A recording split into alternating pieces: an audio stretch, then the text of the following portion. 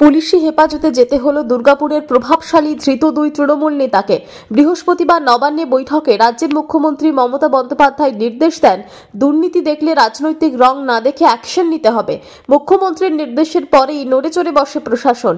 বৃহস্পতিবার রাতে দুর্গাপুরের কোকোভেন থানা 42 নম্বর ওয়ার্ডের প্রাক্তন কাউন্সিলর প্রিয়াঙ্কা পাঞ্জার স্বামী তথা দুর্গাপুর 3 নম্বর ব্লক তৃণমূলের সহসভাপতি রিন্টু পাঁজা ও 3 নম্বর ব্লকের প্রাক্তন সাধারণ সম্পাদক তথা প্রাক্তন কাউন্সিলর অরবিন্দ নন্দীকে থানায় নিয়ে যায়।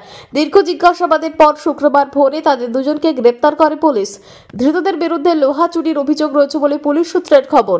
শুক্রবার ধৃতদের দুর্গাপুর মহকুমা আদালতে পেশ করা হলে বিচারক 3 দিনের পুলিশি হেফাজতের নির্দেশ দেন।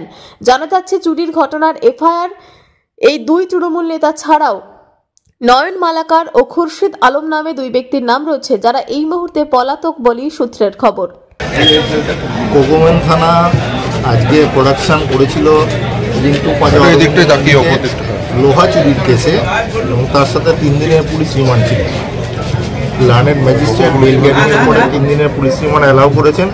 সোমবার দিন আবার প্রোডাকশন দিয়েছেন। কি কেস ছিল?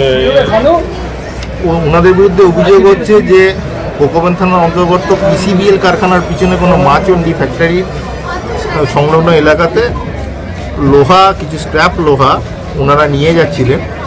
এই অভিযোগে ওনাদের বিরুদ্ধে এই মামলা করা হয়েছে। মহামান্য বিচারক কি বললেন? মহামান্য বিচারক 3 দিনের পুলিশের তরফ থেকে 3 দিনের পিসি প্লেয়ার ছিল, 3 দিনের পিসি প্লেয়ার অ্যালাউ করেছেন। সোমবার দিনে আবার প্রোডাকশনের ডেট আছে। দুজনের নামে কি একই? দুজনের নামে একই অভিযোগ আছে। একটাই মামলাতে দুজনে অ্যারেস্ট হয়েছে। Coke Oven PS case number 229/24। এটা কি রাজনৈতিক প্রতিহিংসা কোনো? সেই বিষয়ে এখন বলতে পারবো না। দুর্গাপুর থেকে নিজস্ব প্রতিনিধির রিপোর্ট, টিভি নিউজ 10। সুলভের সঠিক চিকিৎসার একমাত্র প্রতিষ্ঠান বিবেকানন্দ হসপিটাল। 24 ঘন্টা emergency service, blood bank, trauma care. আপনাদের সেবায় আমরা তৎপর। গুণমান ও পরিষেবায় দুর্গাপুর বিধাননগরের ডক্টর জাকির হোসেন এভিনিউর বিবেকানন্দ হসপিটাল শিল্পাঞ্চলের মানুষের মন জয় করেছে।